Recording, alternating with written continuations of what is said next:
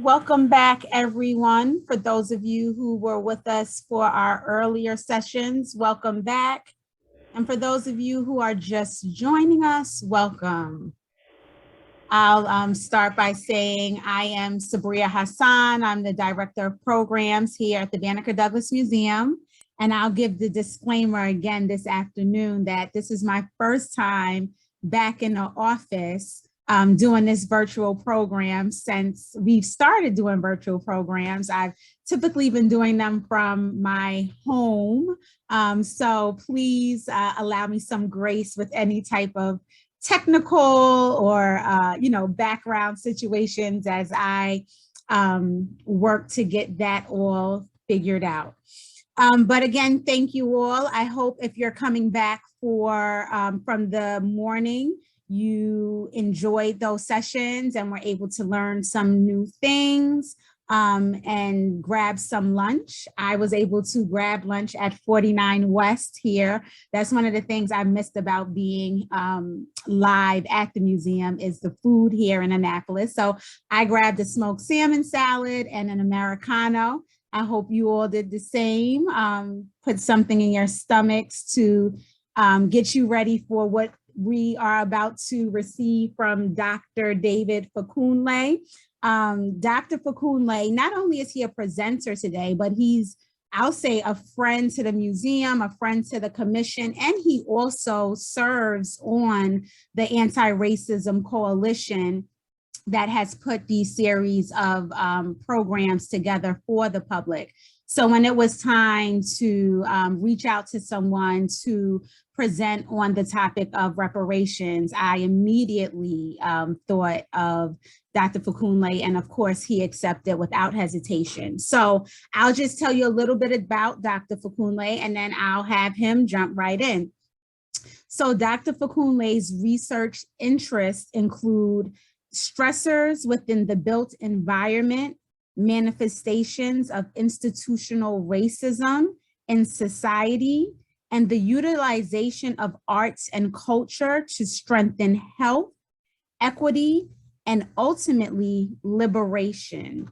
David is the co-founder and CEO of Discover Me/Recover Me, an organization that empowers narrative for personal and organizational growth through the African oral tradition. David also serves as the chair of the Maryland Lynching Truth and Reconciliation Commission, the first state body in the United States dedicated to chronicling and bringing justice to racial terror lynchings. Without further ado, I present to you Dr. David Fakunle. Thank you, Sabria, for that introduction. It's kind of wild, the stuff I've done. I appreciate those reminders. So greetings to you all. It's an honor and a pleasure to be here with you in this moment, and honor to have this exploration of reparations. So this is a term that we continue to hear with greater regularity, and I think with a higher magnitude for a number of reasons. But what exactly are reparations, and what is it meant to accomplish? So I will admit there's still a lot that I need to learn about reparations, but we do have a plethora of history and information to help guide this discussion and to guide this exploration. And I'm happy that I have the opportunity to do it with you all today. So I'm going to share my screen once I get permission to share my screen. To do that right now. It's all good. Again, technology. You can see the adjust to this stuff, you know. There you go. All right, thank you. All right, so I titled this The Continuing Case for Black Reparations. And as we go through this presentation and this exploration, you'll understand why I gave it that title. So before I go into any presentation, it's always important to lay a framework. So as a researcher, we do frameworks all the time.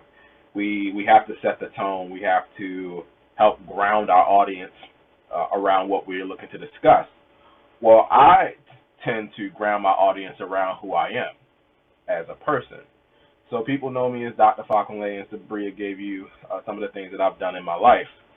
But there's a lot more to me than that.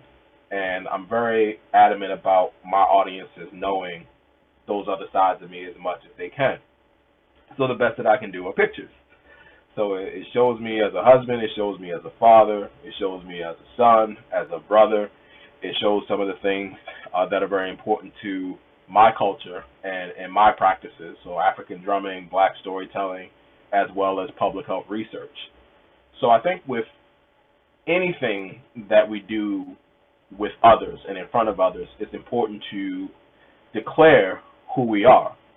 And so much of reparations is about acknowledging the fact that there have been actions, behaviors, and policies that have done the exact opposite. It is taken away, it is minimized and marginalized who people are. And that's why reparations are so important. So as much as the act of reparations can be beneficial in practical ways, it's also the acknowledgement that those who have been dehumanized need the space and need the platform to humanize themselves for themselves and for others. So I guess this is my way of humanizing myself for you all today.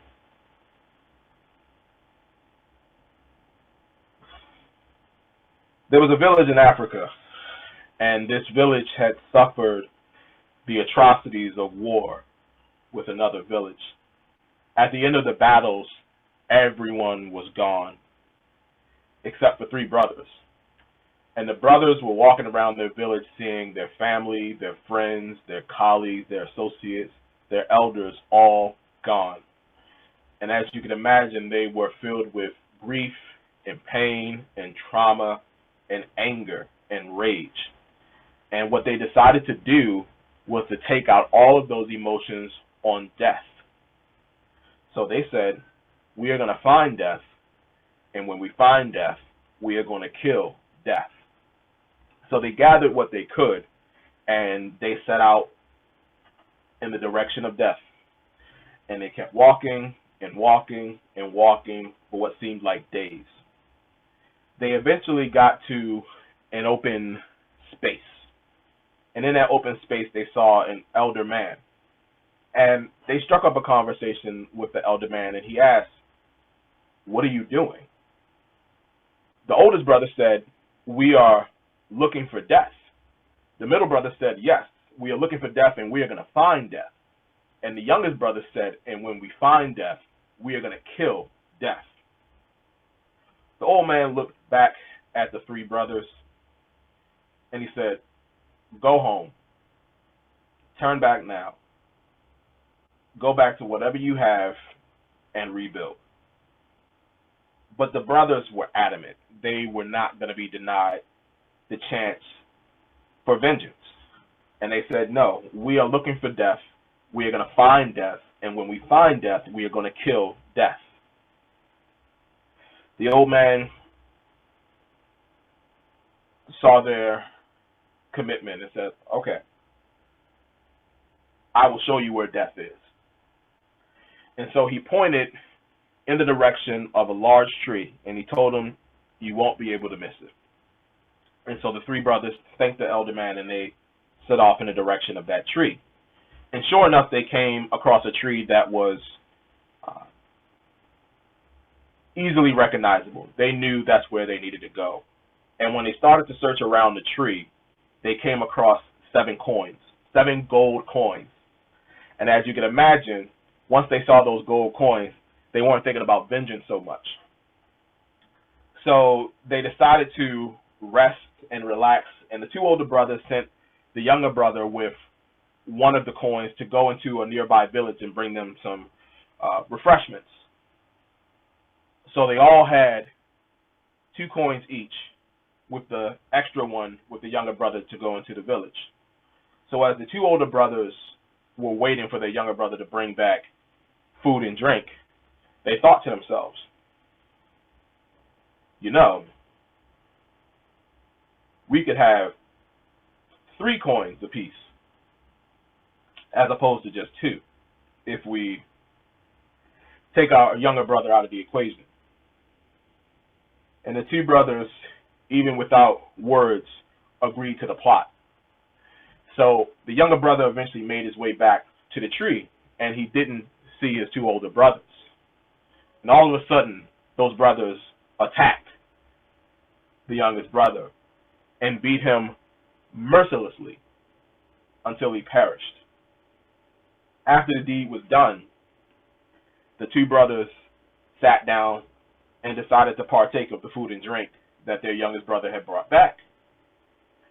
And as they ate and as they drank, they soon clutched their throats and were struggling for air, and eventually both slumped over dead because the youngest brother had poisoned the food and the drink. He was thinking about the 6 coins that he could have.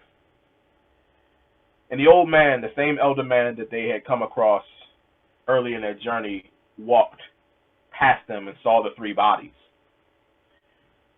And he sighed and said very sullenly, "They found death." So I was thinking about this presentation, that story came to mind, and I think it captures a difficult aspect of reparations. A lot of people are trying to grasp the idea of receiving some form of compensation for the suffering that they have experienced and their ancestors have experienced. And we're wrapping our heads around what that may look like. And some of the thoughts that may come through our heads, whether we're thinking about receiving reparations or thinking about how to administer reparations, are, well, what happens when it happens? And I think it's or should be no guilt or shame of thinking about what damage could happen with reparations. Now, I'm not saying that the potential damage is worth not pursuing it at all. Don't get me wrong. But these are the thoughts that go into people's heads. And I think it's okay to explore that. That's what all of this is, an exploration. As you will see, there is no one way to do and implement and apply reparations. So to be comfortable with thinking about all the outcomes and all the different trajectories is understandable. And I think that will help to assure that stories like this never happen. So what exactly are reparations? I love looking up the actual dictionary definition of certain words, especially when they get tossed around like all the time. So the denotation of reparations are these: a repairing or keeping in repair, the act of making amends, offering expiation, or giving satisfaction for a wrong or injury, something done or given as amends or satisfaction. So those are your dictionary definitions of reparation. Now, applying the context of today's time and keeping in mind history, which is also determined how we actually apply this word reparations, we currently have 2 major categories, one being war damages, and the second being compensation and other measures provided to victims for severe human rights violations by the parties responsible. So we have examples of how reparations have occurred in the act of war. We also have examples of how it's been applied to address severe human rights violations. And that's what I want to introduce you all to today. And I'm sure some of you are already aware of plenty of these, so this just might be a refresher course. But I think with something, a word that carries so much weight, as we're seeing in this country and beyond, it's important that we have, again, that appropriate grounding. So here are just a couple examples of reparations. And as you can imagine, for many of us, when we think of reparations, we think of money. So I felt it was important to get as accurate an accounting of the money that went into the reparations as possible. So the first one listed, and probably the most well-known form of reparations was after the Jewish Holocaust during World War II. And this was primarily financed by Germany, both the government as well as private industries, many of which profited off of the Holocaust, as well as the government, and also the country of France as well for similar reasons. Companies within that region that participated in the Holocaust and profited off of it. So the accounting that I saw was about $2 billion, and that's a combination of being mindful of the conversion rate with the euro.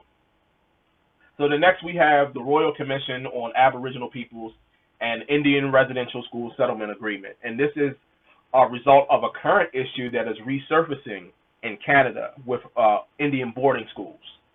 So Indigenous children being taken away from their families and assimilated in the European ideology. So certainly a complete removal of their language, their practices, their traditions, the way they dressed, the way they looked. And as we are learning with the Indian boarding schools in Canada, there was severe abuse and there were the killings of Indigenous children. And that's the uprising that we're seeing in Canada currently, is kind of the underreporting, the under-addressing of that reality. So based on the current policies and laws that are in Canada to address this issue, that's about $2 billion. Next, we have the Independent Arbitration Commission out of Morocco. And this was to provide reparations for those who disappeared under previous rules. So this happened, this form of reparations happened under King Mohammed VI of Morocco, and decided to allow people who had suffered police brutality, state brutality, for being dissidents, to state their case and to receive some form of reparations for that. And the amount of that came out in the total of $100 million. Next, we have the Indian Claims Commission, and this occurred, in the United States. So this was to address, obviously, the forced removal of indigenous population from their land. And that came out to the amount of about $1.3 billion. As you can imagine, there are some interesting circumstances about the Indian Claims Commission that we'll discuss later. And then next we have the Japanese American Evacuation Claims Act of 1948, coupled with the Civil Liberties Act of 1988. And this is in regards to the forced internment of Japanese Americans during World War II. And the total compensation for those reparations came out to about $1.7 billion. So as you can see, these major examples of reparations in the United States and abroad come out to a lot of money. So many of us think of reparations solely in that form. But, for example, with the Indian Residential School Settlement Act, there are other aspects of that reparations that are not just solely money that goes to indigenous populations, but other forms of support that help to repair the damage that was done because of forced assimilation. And I want you all to keep that in mind as we continue to discuss what reparations look like for Black people in the United States. So, the question that we are all here for, if we can just keep it real, where's Black folks' money? And where are Black folks' reparations? All right? So there are a few examples of reparations that are occurring for Black people due to the history of systemic racism, whether it be slavery, whether it be just discrimination, racist policies like redlining, segregation, whatever the case may be. As you can see, these examples that are the most prominent for Black reparations happened within the last 2 years. So as with many things, very, very slowly when it comes to getting the groundswell of support in order to actually enact reparations for Black people. So the examples that I'm sharing are the GU 272 Foundation, out of Georgetown University in DC. And this is in regards to the fact that the Jesuits who founded Georgetown University had 272 enslaved Africans that they sold to Louisiana. So part of the funding that supported the university was done by enslaved Africans. And as a result of that history, Georgetown University started a foundation to support the survivors, not the survivors, the descendants of those enslaved Africans, and to give them preferential admission to Georgetown University. Recently, the students of Georgetown voted to pay a fee of $27.20 in order to contribute to that foundation. So another example is Evanston, Illinois. So earlier this year, I want to say about March or April, Evanston, Illinois became the first city in the United States to pay reparations for the effects and the damage of systemic racism on their black residents. And I believe that amount was $400,000, and each household received $25,000 for addressing their home. So either repairs to the home or to deal with payment for the property. So we are slowly but surely getting seeing these examples and opportunities where tangible resources are being provided to black people to address the damage and the history of systemic oppression in the United States. One of the questions that always comes up, which I'm sure us black folks are very interested in, is how much money is owed. And there is an entire history of economists who have tried to quantify just how much money is owed to black people due to the total history of systemic oppression. So we're talking about the enslavement of Africans 400 plus years ago and every semblance of policy and impact that has happened since. So looking over different estimates by different economists using different equations and different models, the low end of that amount is 14 billion. The high end of that amount is 17.7 trillion. Look up how many economies are operating in the trillions. Not a lot. Okay, we're talking about the top economies in the world. So that is an absurd amount of money, especially if you're looking at the higher end. And I would say most estimates certainly have that total reparations amount in the trillions, comfortably in the trillions of dollars. So that amount of money, to say that's a game changer, is selling it very, very, very, very short. But as you see here, I have what's called the elephant in the room. And kind of going back to that story that I told previously, the question that I think a lot of people have is, what would black people do with all that money? Quite frankly. And I appreciate Sabria reaching out to me to do this presentation, because it gave me an opportunity to give this interpretation. Some of you may know very well what I'm about to show. Some of you may be first-time viewers of this. I'll say in advance, please excuse any language, but I think it really captures the essence of, again, what I call the elephant in the room when it comes to reparations.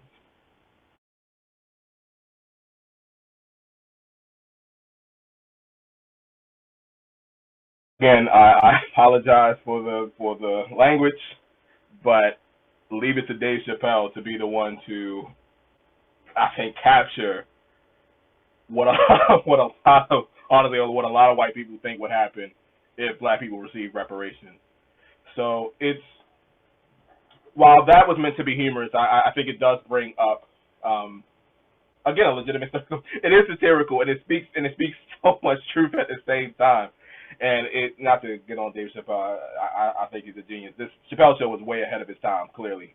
This is not a show that we needed in the early 2000s. It's the show we need now. But anyway, getting back to the presentation, I love the fact that, again, it so brilliantly addresses and brings to bear one of those, again, difficult questions that we have is, if you give black folks all that money, what's going to happen? So for me, I look at it I look at it like a scientist, and I look at it through the lens of public health. So my background in public health, I was introduced very early on to this concept being the social determinants of health. And essentially, the social determinants of health are those aspects of our social environment, part of our physical environment, our built environment, that contribute to health and well-being. And one of the things that I learned through my public health background is, yes, money is important, but it's not everything. We know that the damage that has been caused by systems of oppression for black people have not just been about the economic damage, although that is a critical factor. And I'll talk about that later on with some of the work that we're doing with the commission, but it's all the damage that we see currently. So when we think about education, I can present to you the Baltimore City Public Schools in terms of what it's not doing for its students. When we talk about the lack of equitable and actually sustainable employment, so we see that we have this huge drive for a $15 minimum wage, and because of many factors, primarily the COVID-19 pandemic, you're seeing many places that are acquiescing to that minimum wage. But there are still disparities and gaps when you look across racial lines. When we think about family support, so much of what we have heard improperly is about the broken homes that we see within black families. We know that a huge reason for that is mass incarceration. So it's reorienting the disparities that we see, particularly with black people, connecting them to, again, the historical factors that are a direct reason for the outcomes that we are experiencing even in 2021, many of which have been exacerbated because those same systems are still operating. So when I think about how reparations could look, I think about how they could be broken up across these different determinants of health. It's not, again, I wouldn't want to give, and this is me, I'm speaking for myself, only my personal opinion. There are plenty of people, black, white, or indifferent, that I would not want to give a whole bunch of money to. Because as soon as that money hits their hands, it's gone. And it's not just because of their own personal decision making. Again, we know that there are a lot of factors that go into that. So if I go into an impoverished neighborhood in Baltimore and say, all of you now have $250,000 because of all the stress and all the trauma that they have experienced, I wouldn't blame them on splurging and using that money to just make themselves happy. But it may not be sustainable, and that can be problematic. So while this is not the best analogy, but think about winning the lottery. Someone who has not had a lot of money now comes into an absurd amount of money relative to their economy previously, and we've seen it within months and years, gone, all gone. They're in a worse situation than they were before. And for me, and when I think about reparations, I would want to assure as many black households, black families, black individuals are permanently helped, sustainably helped by the reparations as possible. So for me, it's about how can we craft what repair looks like in a more holistic way. And I think if we're going to do it in a holistic way, it needs to, at the very least, address these factors here. So how can we change the physical environment for black people when we think about urban areas and the dilapidation that we've seen over generations because of obviously white flight, as well as the loss of jobs, the change of industry. So Baltimore is a prime example of that. Baltimore has gone from a blue collar manufacturing town to really, I would say, an information city. So what does that look like for the black residents who have been here across all of those generations? They have not been the beneficiaries relative to, again, their presence within the city. So we have to change the physical environment. We have to change what education looks like. We have to change what employment looks like. So all of these factors, to me, if they are properly acknowledged and properly addressed through the lens of what black households and black citizens need, then that would be I would say, the best chance at sustainable seismic shifts in the disparities that are experienced by black people in this country. So that leads me to this moment. So this was the signing of House Bill 307. This happened in 2019, and with the signing of House Bill 307 by Governor Hogan, it created the Maryland Lynching, Truth, and Reconciliation Commission. The commission, as Sabria shared, is the first and only of its kind in the United States. There is no other body that is dedicated to chronicling and bringing justice, or aiming to bring healing, truth, and justice to the legacy of racial terror lynching in this country. Maryland has the only one, and I'm honored and grateful to be the chair of that commission. So there have been 40 plus confirmed racial terror lynchings that happened in the state of Maryland between 1854 and 1933. As you can imagine, there are many more racial terror lynchings that happen in the state of Maryland, and part of our charge is to verify any of those previously unverified racial terror lynchings. Additionally, it's about holding regional sessions around the state of Maryland to allow the descendants of racial terror lynching victims, the descendants of black communities where these lynchings occurred, and even, if possible, the descendants of perpetrators and spectators to share their truth. We know that this truth is not easy. There's a reason it's taken until 2019 to have something like this to really proclaim that history. But it's necessary in terms of healing. While we are a Truth and Reconciliation Commission, I will be very frank with you all, there is nothing that we are looking to reconcile. There is no relationship, there are no set of circumstances that I as a black person want to go back to. There needs to be a complete reimagination of what this relationship looks like in both the state of Maryland as well as the United States of America. So yes, we are a Truth and Reconciliation Commission in name, but our focus is on healing, truth, healing, and justice. If we can do nothing else as a commission, we want to create the platform by which the families and descendants of racial terror lynching victims, as well as the communities in which they occurred, can heal. We had our first session last Saturday around this time. We were just wrapping up in Allegheny County in Western Maryland. If you're not familiar with Allegheny County, it is very, very white and very, very rural. So as you can imagine, it is very, very difficult to talk about something like a racial terror lynching in that area. But we were fortunate to be at Emmanuel Episcopal Church, which is a historic site, part of the Underground Railroad.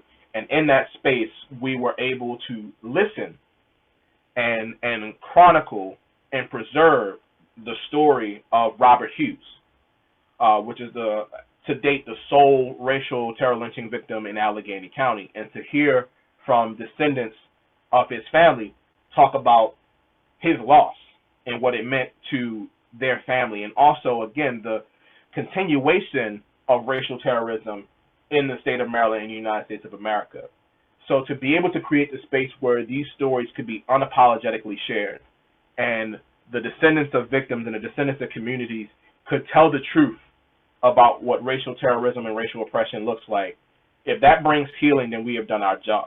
But if we can do more, which we aim to do, we want to make recommendations, which is part of our charge, to make recommendations about how you can actually bring justice to this history. And as you can imagine, part of what we continue to discuss as a commission are reparations. That is firmly on the table for us. So whoever the governor may be at that time when we do our final report, whoever is in the Maryland General Assembly when we do our final report, they will know what we as a commission recommend in order to bring true healing, true justice to the legacy of racial terror lynching. And again, as I said, reparations are on the table. So we have about 15, 20 minutes left. I want us to just take some time and just reflect. So you've heard what I've had to share about reparations. I've provided some examples of reparations throughout world history. I've mentioned the work of the Maryland Lynching Truth and Reconciliation Commission. I've mentioned the fact that we are discussing reparations as part of our recommendations to the governor and the Maryland General Assembly. So my question to you all and our exercise for the time that we have left is, what should those recommendations for reparations look like? So as I mentioned, in many cases we have seen large amounts of money. In others, we have seen programs and other forms of resources. I've made my argument, I'll go back very quickly, to focusing on the social determinants of health as well as the cultural determinants of health, and that's just focusing on the importance of our practices and our traditions in terms of reparations. So using all that information that you already have and what I've introduced, what do you think reparations for the legacy of racial terror lynchings should look like? And I asked this question genuinely, and I will be taking notes, because if it's a really good idea, I will tell you now, I will use it as part of our recommendations. I will gladly give you credit because we believe in that. But this is an opportunity to truly think about how we can bring truth. So again, truth, healing, and justice to the legacy of racial terror lynching. So let's take about 7 minutes, and I'm going to go silent, and I want you to think, reflect, just kind of capture all the information that you have, and in the chat, just like you're doing right now, tell me what we should do for reparations, okay?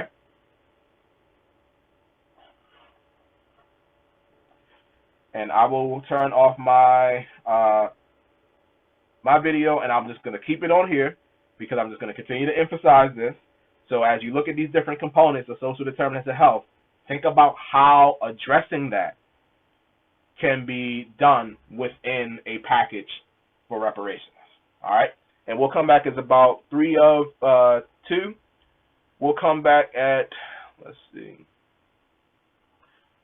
we'll come back at 5 after 2. So we'll give about 7 minutes for you all to just reflect and continue to put your thoughts in the chat. And when we come back, we're going to read through all of these, okay?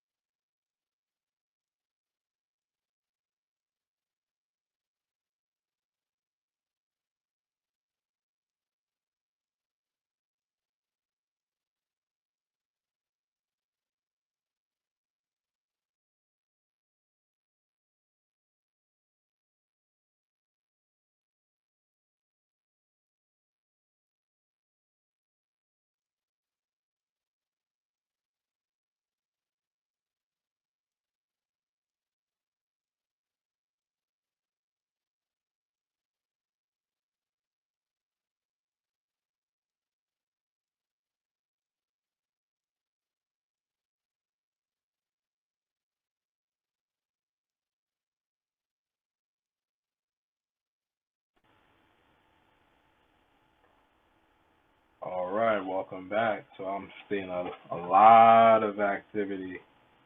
I'm in the chat around some ideas. So I'll just read a few uh, and being mindful of time. So I see uh, scholarships to college for descendants, student loan debt forgiveness, grants for home ownership for descendants, business grants to black-owned businesses, land grants to the families of descendants, educational reform to include financial education, supplemental income stream for descendants.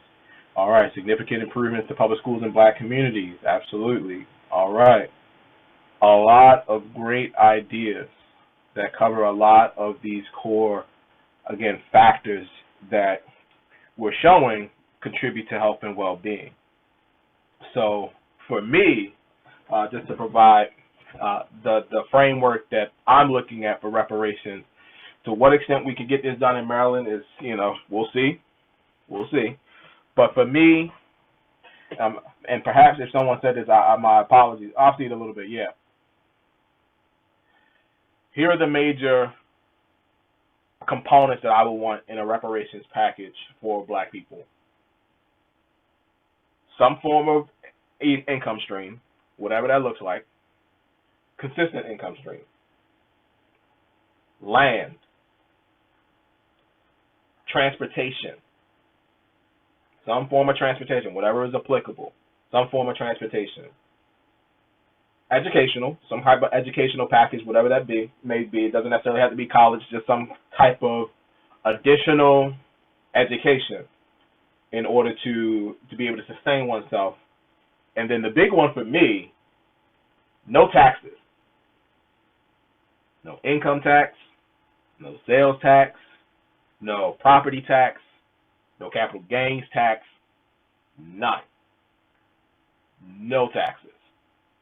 Now, of course, that wouldn't be in perpetuity. I wouldn't anticipate it to be. So just for a certain amount of time, from the moment people receive their reparations, they do not pay taxes for a finite amount of time. To me, that's the ultimate kicker. Because the hope for me, and part of what I wanted to bring up, going back really quickly, give me 1 second, to the, too far, no, stop. There we go. The Indian Claims Commission was that money was given to indigenous people, but it was put in essentially a trust that they couldn't touch. So for me, it's finding a balance between allowing people to do with the money what they please because it's their reparations, and at the same time assuring that they have systems and mechanisms in place to let that money build. Okay? So essentially, in my mind, whatever money that they are not paying in the taxes needs to be invested. That's just where my mind goes. Some form of savings, some form of investment. That's the way I see it. So these are all great ideas that show how encompassing reparations have to be to truly even begin to attempt to repair the damage that has been done by racial terror lynchings and all forms of racial oppression. And part of the way that my colleagues and I are looking at that is, while we are focusing on racial terror lynchings, because that is the bill and the law that we exist under, we know that it speaks to a much larger issue. It's not just about the racial terror lynchings, but it is about the system of racism that we know has affected communities and continue to affect communities of color and black communities. So in order for it to bring justice to, in order to bring healing and justice to racial terror lynchings, we have to bring healing and justice and truth to racism. And therefore, whatever actions we take have to look at it through that lens of not just focusing on the lynchings, for which there are relatively fewer people, black residents, that are affected by that if they are descendants of the victims, or even the communities in which it happened, but knowing that the entire system of racism affects everybody, let alone all of the black residents of the state of Maryland. So I'm glad to see that the way that people are looking at this idea of reparations is, again, looking at it from a holistic way. And yes, it's complicated. Of course it's complicated. But it's also necessary. And it has to, again, do as much as it can to address the totality of the damage. So the more that we can look at the damage and impact of racial oppression through these lenses, for example, and we all have our stories about what that looks like, the better the solutions to bring repair can be. And ultimately, this is the point. You see where we are, and you see where we can be. And again, it's that extra step, it's that final step that is what I ultimately aim for. So I always like to remind people that equity is a process. It's a process. It's not a goal. It's a mechanism that we have to use to go from reality to equality. That's a good place to be. But ultimately, if we want to be a society by which we can determine our own destiny, so David can do what David wants to do, Sabria can do what Sabria wants to do, Leslie can do what Leslie wants to do, and be the primary determinant of what that looks like, that's liberation. And that's a collective experience. So a person can be free, but we have to be liberated. So it shows that in order to get this, in order to achieve this outcome, it's going to require the collective effort. So I have long said as chair that the 18 commissioners on the Maryland Lynching Truth and Reconciliation Commission cannot do it alone, nor do we want to.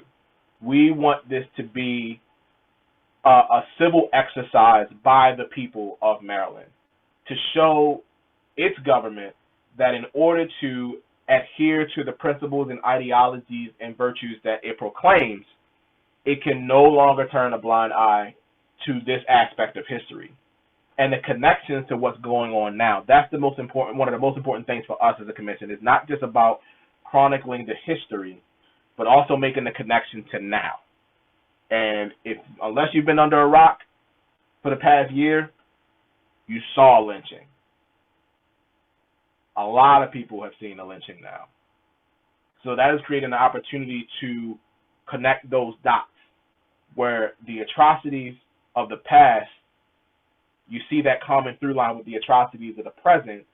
So if either or both you see as an injustice, then there are actions that we need to take to make sure it doesn't happen in the future. So that is the ultimate goal of the MLTRC. That is my goal as a professional. And when it comes to how we can achieve that, certainly being able to repair or begin to repair the damage done by the system as it was and is necessary. And that's why reparations has to be a part of that overall solution. So with that, I thank y'all. This is the way you can reach out to me. You can reach out to the Maryland Lynching Truth and Reconciliation Commission. I've got like 40 different emails. I answer all of them, so just choose one. You can always Google me and find a way to reach out. But I thank you all for your time and your energy and your consideration and hopefully your support. So please stick with the commission. We recognize that this is a golden opportunity to do what we are doing, and that's why we are shooting for the moon, because we know we have to. And with your support and with your encouragement, we can achieve what we need to achieve for healing, for truth, and for justice. So I thank you all, and I look forward to crossing paths in the future. Thank you. Thank you so much, Dr. Fakunle. That, of course, as usual, was phenomenal. And I want to first, we are going to drop a link in the chat. This is, if everyone could take the time out to fill out this form, that would be great. So that link has been dropped by our Director of Communications, Robert James. But I want to come back to Dr. Fakunle and ask, and well, let me preface this by saying I have been scolded in the past for asking this question by someone who I won't name, but she is on this call and she's the director of the museum, but I won't say her name. And it, and it has to do with, I think a lot of people have this question, and it was actually brought up in the question and answer, the who, right? And the reason why I was scolded when referencing or asking about the who is because I was told that it kind of gets in the way of the what, and we kind of have to figure that out first. And I want to know your thoughts on that, because even when I'm scolded, like I like being scolded because that just makes me go harder. So I want to know, what are your thoughts on the who? Because I know we all, well, not all of us, but some of us have heard of the ADOS movement, American Descendants of Slaves. And then you have people who totally push back on that movement. So I want to know, can you give us any insight around the who? Oh, that was a sigh. And I know that can be another program within itself. So who in turn puts the bill, you mean? And yes. Okay. Well, it's going to be a combination of public and private responsibility. Oh, no. I'm sorry. Not who foots the bill, but who receives reparations. Okay. I mean, I would say every Black person in this country. Okay.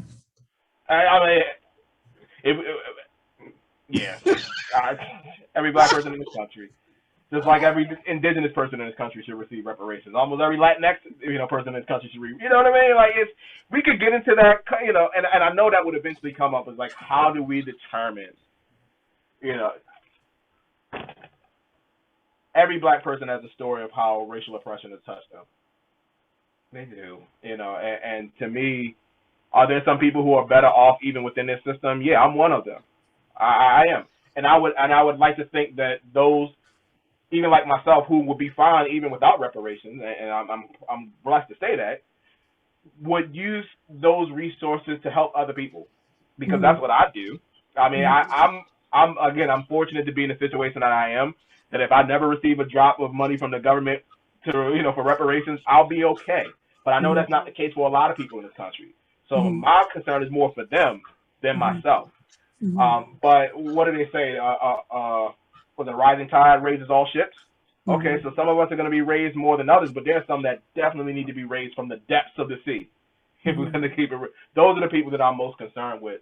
So that's a bridge that we'll say we can cross that bridge once we get to it.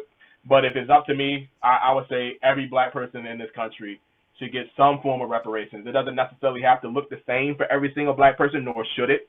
But there should be some form of, again, an attempt to repair this multi-generational damage that has happened.